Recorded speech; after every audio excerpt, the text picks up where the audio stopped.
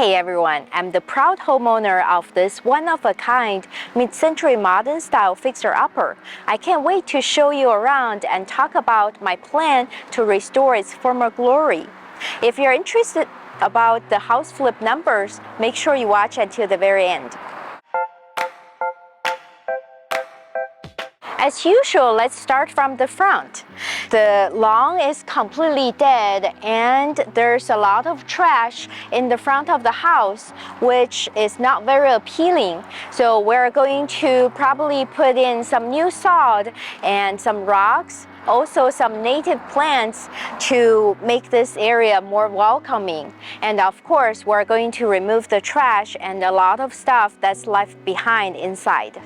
This house has some really interesting features, starting from the asymmetrical angled roof, and then we have a tall and skinny arched entryway. There are a lot of huge windows too, but unfortunately they are single pane, so we have to replace them to double pane windows. This front door looks very old school, so we're going to replace it with a modern new front door. The exterior of the house is covered by part stucco and part wood paneling. The stucco has heavy texture on it and it looks extremely filthy. The wood paneling has some patches in this area that we're going to have to fix.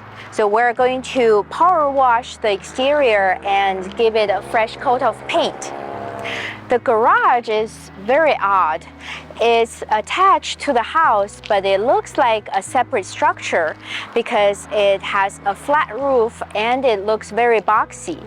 So this garage door is definitely going to have to be replaced with a modern garage door. Welcome inside.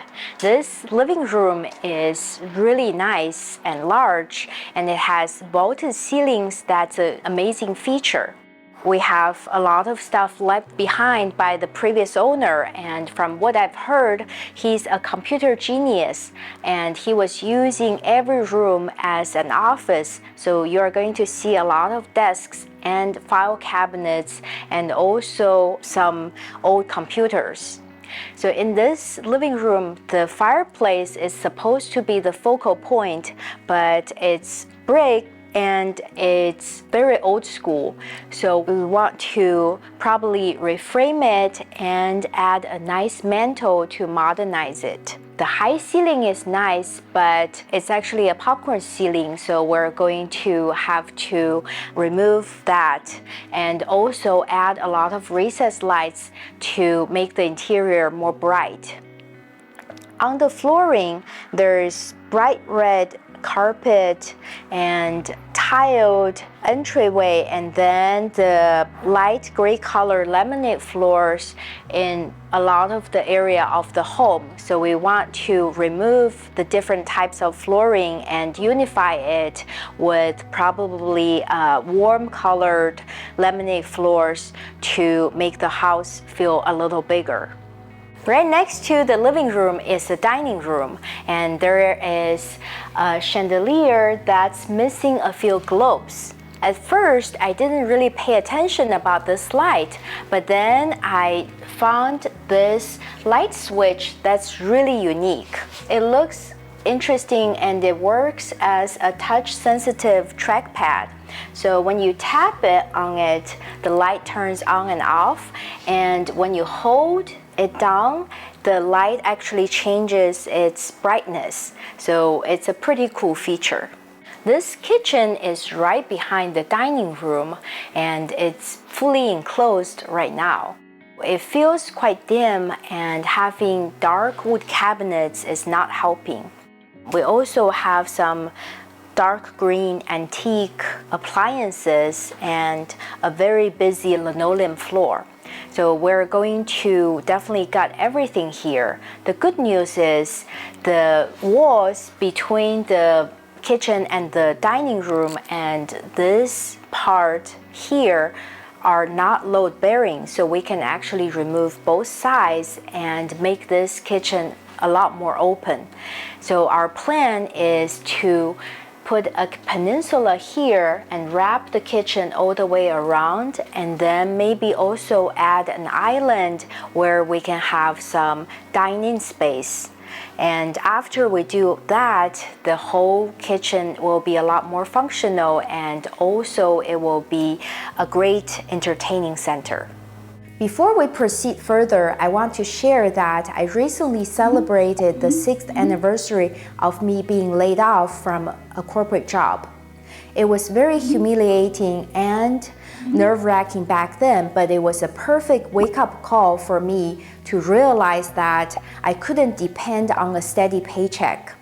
So fast forward 6 years, I became an 8-figure house flipper and I'm my own boss.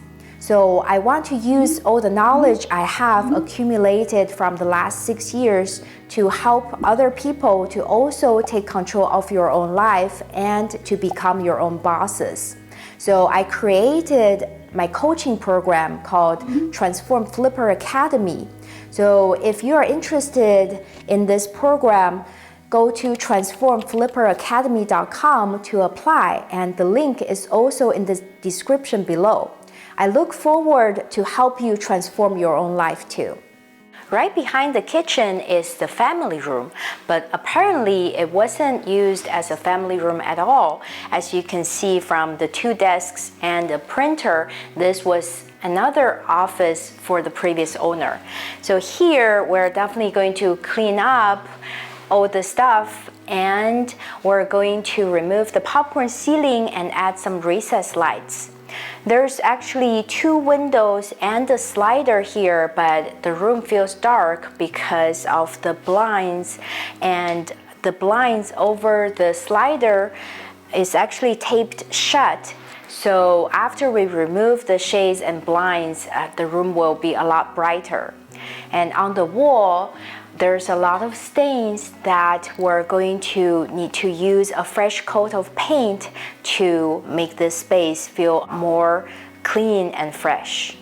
This first bedroom is actually a legit office space because there's double door across from the living room, and then there's another entryway into the hallway. So in here, of course, we have more desks and file cabinets. And what I find interesting is a light well that's bringing a lot of natural light because the other window in the room is completely blocked off. So in this room, we're going to clean up everything and remove the popcorn ceiling, add a ceiling light, and put the closet door back in, and also possibly remove the double door here and make it a wall so that this would feel more like a true bedroom with just a single door entryway over there. The guest bathroom is pretty standard. So there is a ceiling light that's very large, and it replaces the vanity light, which is interesting. So the vanity here is this floating vanity with flat panel doors, which showcases the mid-century modern style. The shower tiles are very traditional square tiles that were probably very popular back in the 60s and 70s. So we're going to replace them with much larger modern rectangle tiles, and we'll probably use the same tiles on the floors as well because this room is small and we want to give people an illusion of a larger space. This room is filled with dressers and shelves, and this large dresser looks like an antique and it has a very nice craftsmanship.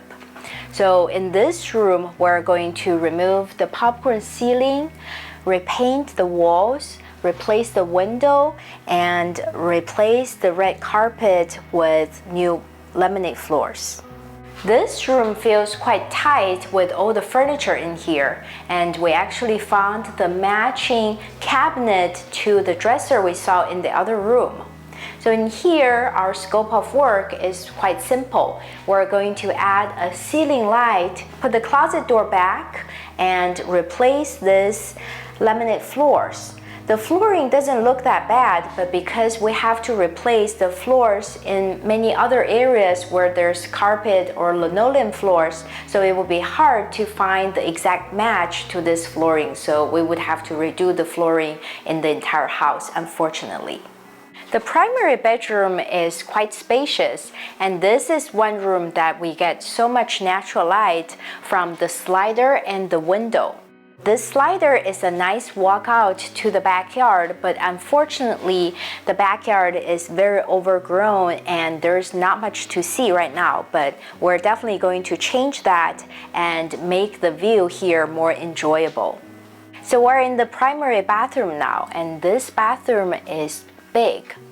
There is a very large vanity here that can definitely fit 2 sinks. And that's what we're going to do, and it's going to add a lot of convenience here.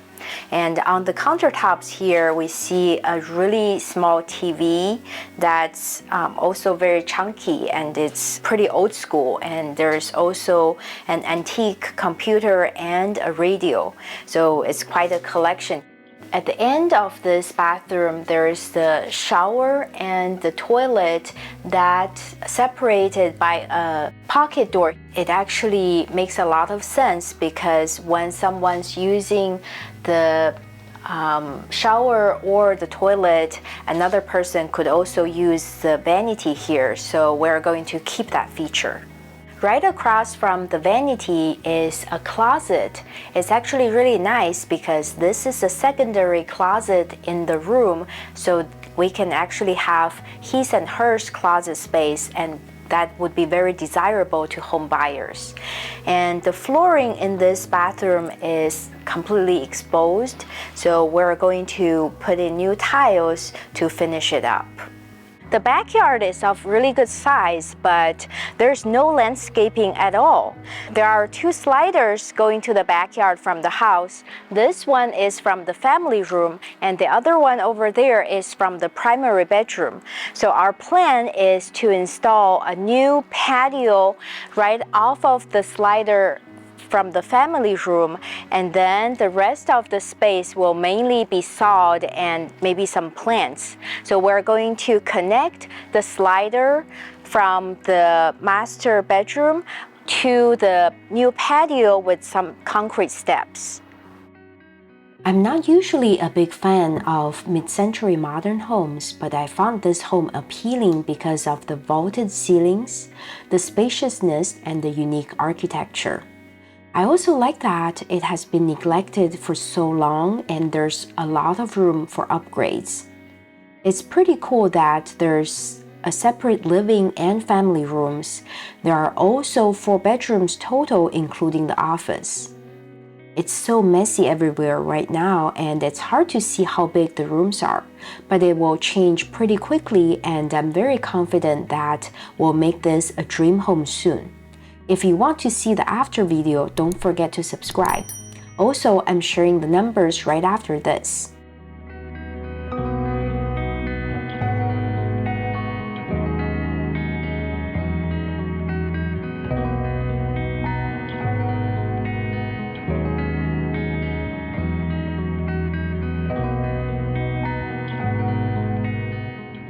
Now that we're done with the tour, let me share the numbers. I purchased this house for around 1.2 million, and we plan to put in about 150,000 into the renovation.